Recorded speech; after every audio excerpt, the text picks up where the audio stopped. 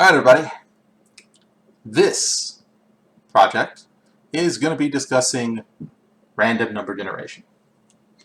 Now, what random number generation is, I'm just going to go ahead and create a new thing here. Random numbers. Alright, so creating a new project, and we're going to discuss random number generation. Now, random number generation is used in anything and everything. Casinos, games, anything involving dice whatsoever. Any video game is going to have some form of random number generation in it. It's just got to be there. So we're going to discuss how random number generation works, how we would play with it here, because we're going to need it if we want to do some more advanced and more interesting things. Random number generation allows you to do a lot, actually. There is literally, hundreds and hundreds of games, hundreds and hundreds of programs, thousands, that have to have random generation to use, or I should say, to work. Go to a casino, every time you flip the slot machine or whatever, it has a built-in random number generator that decides whether you win or not. Now, if anyone's ever seen it, the little wheels that spin and all that, as soon as you press the button or pull the switch, it knows what you've won. The whole spinning of the wheels is really unnecessary. It's just there for dramatic effect. And then it shows you. Now, the difference between that and something that's truly random is a casino is not truly random. It is straight up, I guess you can say, weighted random. The casino is rigged, so it will win. At least it will bring in a certain percentage of money. Now, I think casinos might say they pay back 90% or something or whatever, it depends on the casino, of what they bring in. But what that essentially means is for every dollar you spend there, you're going to lose money. If you go there consistently, you're not going to be richer. Casino, at best, is used if you have some extra money you're not afraid to lose. It's not a sure bet to go and try and get rich.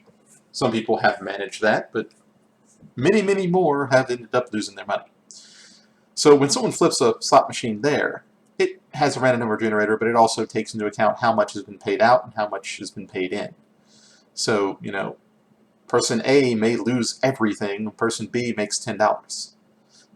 Person C may win a big jackpot, but it's going to keep that calculation going and figure out how much it needs to basically, keep above the board, make sure that the casino's pulling in money.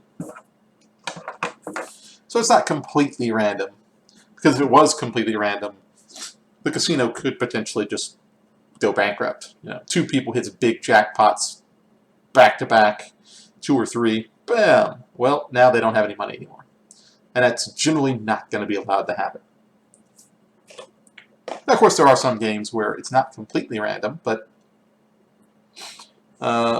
there's some strategy, at least to a certain extent, involved. But slot machine is not one of those. Now, any game involving dice, well, that's random. Now, if I roll a dice, 1 to 6, let's say on it, I have an equal chance to hit every single item on there, right? I have just as much chance to hit 6 as I do to hit 1. Now, if you add 2 dice, 6-sided dice, hitting certain numbers, there's not an equal chance. I don't have an equal chance to hit 2 as I do to hit 7. Because statistically, there's only one way to get 2. I have snake eyes. 1 dot, 1 dot. To get 7, there's like, let me see, 4, 5, 6 ways to hit 7.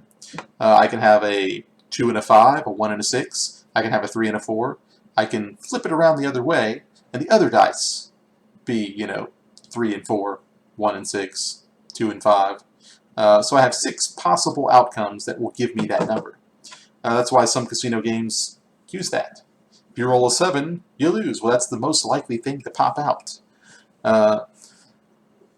That's, hedging it in their favor for the most part. And that's can be used in games as well, whether it's Monopoly or whatever. What numbers are you more likely to roll? well, you're more likely to roll 7, 6, 8. Those are the most likely numbers. Of course, you could still roll 3 or snake eyes. It's just percentage-wise, it's less likely to happen. And if you're making a game or a program that used dice, you'd have to take that into account. Now, if I made a random number generator, which we're going to do here, it has the same probability to pull up any number. If I said between 2 and 12, which we can see in a minute, there is the same probability to get both those numbers. I could hit 2, I could hit 7, 8, 9, all in the same probability curve. If I wanted it to be a little more realistic, I'd have to do a little bit of tweaking to it to make it more correct. So for this, all we're going to do is just simply add a button. Going to make it a big button. It's a big button. There we go. I'll just come down and name it, of course. We'll call it BTN Rand, because it's going to give me my random number.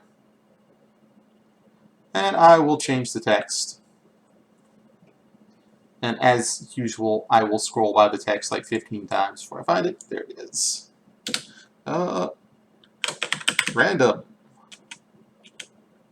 number. There we go. And well, I'm just going to go ahead and call it get random number. There we go. If I want to change the size of that, I can come up here and adjust that too. I'm going to make that a little bit bigger. Yeah. Could be worse.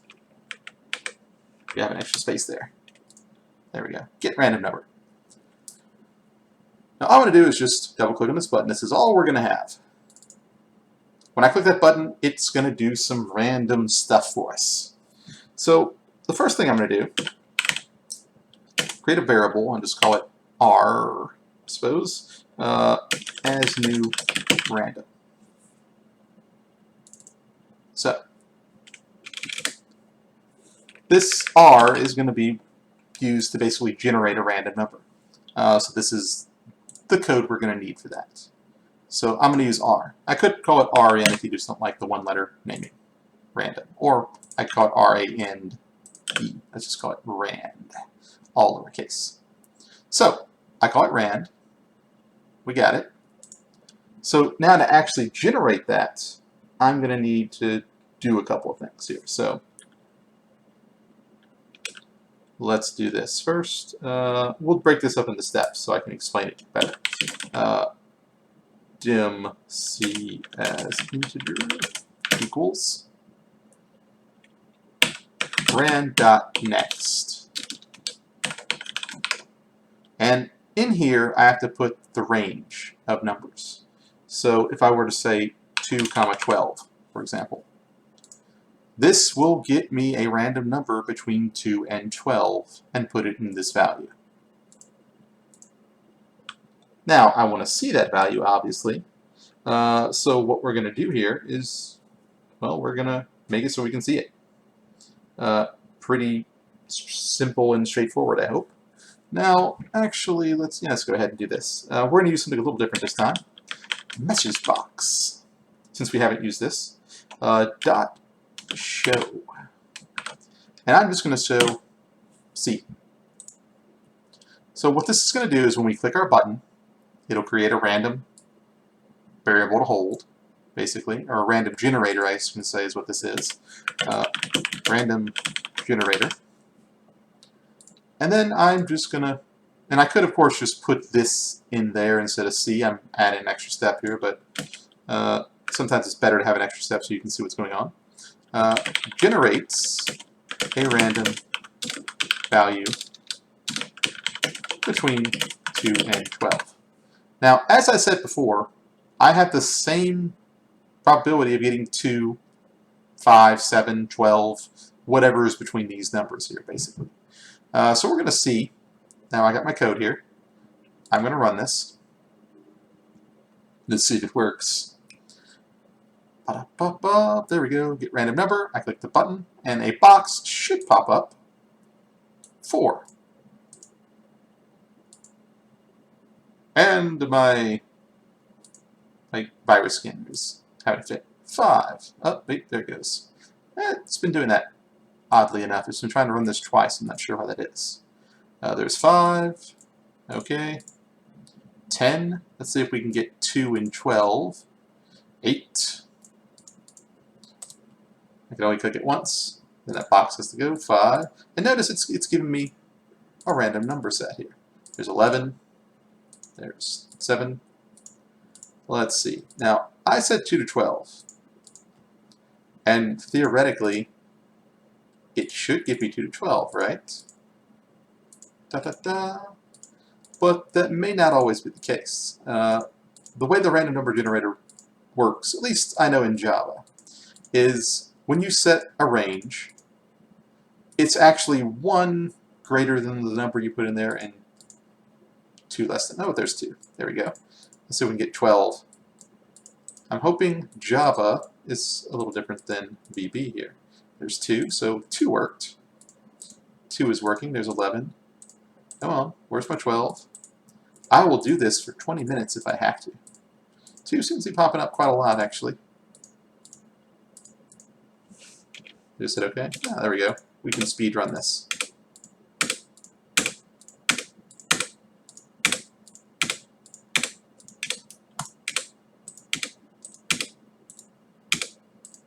Oop, 11. I still haven't gotten a 12. I've gotten most of the other numbers. So, boop, boop. So, let's see what happens if I tweak this a little bit. Okay, we're just going to close it. Doot. So if I come in here and say 13, let's see. Does that change anything for me? We'll run it again. And hopefully it doesn't get all crashy again.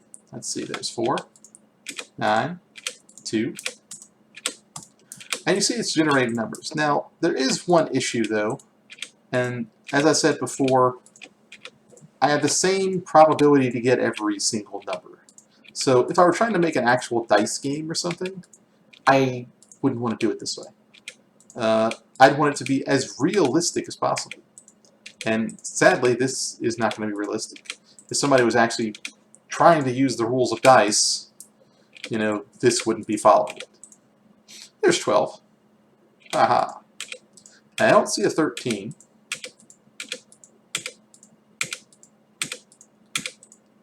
There's 12 again. There we go. So I'm pretty sure the upper bound here is actually, let's close that out, going to have to be 1 greater than what you want, is what I'm thinking.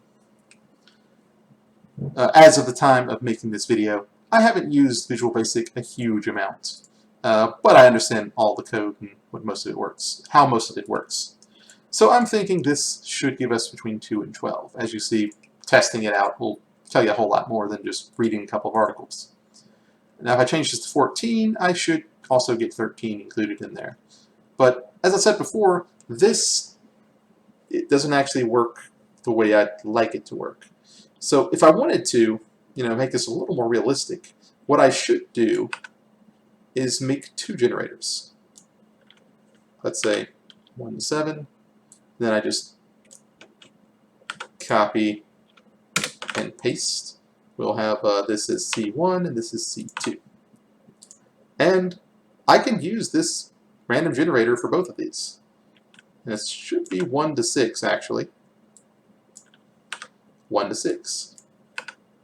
Now if I do it this way, then C1 plus C2. And we got a little error there because C1 is an integer. Oh, there we went. Okay. Now let's see what happens if we run it now. Random. 9.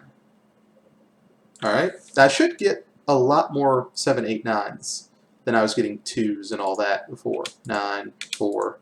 I mean, I'm still going to get the low numbers, but I should definitely get, that was a 12, the middle numbers more. 5, 10, 9, occasional 3, there's 6 again. I've gotten that several times. There's 7, 8, 9. Now this is functioning just like dice, pretty much. Each one has an equal chance to run, 1 to 6. I combine them together, and I have actual dice that's working. There we go. Random number generation, or at least fairly simple random number generation. Now, in games or programs, you know, they're going to have a certain range. And this is fairly easy to gather. You know, this is the minimum range. This is, I guess you can say, this -1 is the max range. So if I wanted, you know, to swing a sword and hit something and do 100 damage minimum and 700 damage maximum, 701. You know, that would give me that range. 7, 1. So I can adjust the min, the max. I can use one random generator. I don't have to make a different one for each one. Essentially, it's just like I have a dice. I'm going to use it here. I'm going to use that same dice to get another value here. So there's no reason to have 20 different randoms up here. You can have 20 different of these if you need different numbers. And like I said, they're used in everything, from randomizing levels in games. There are games called roguelikes, which essentially the whole point of the game is everything is random. You know, your level is random. Maybe what you look like is random. Weapons and enemies randomly come at you. And programmers tend to choose that one if they're smaller groups, because individually creating everything from start to finish is incredibly difficult. But if you make, you know, a bunch of little separate things and patch them all together using random number generation, you can make something completely unique every single time. Well, one, it doesn't take as much work once you get past the stitching portion. 2, it is randomized a little bit more, meaning it's fresh kind of every time you play it. Instead of playing a game that is on rails, would be the term, you start at point A, you go directly to point B, you go to point C, and then all the way to the end. You can't deviate from the alphabetic. Darn it. My headphones keep turning off. You can't deviate from the alphabetic path. Open world games still have a bit of an alphabetic path, usually within the area, you know, different stories or different nodes or something. But they give you a little more freedom to move to maybe a different, I guess you can say, path that has its own alphabet, so to speak. Every area may have its own ABC, so to speak. Your main story may have its own ABCD kind of thing to follow. They may give you some choices that send you, instead of to C, you can go to D instead, or F or something like that, where you can bounce around the different places.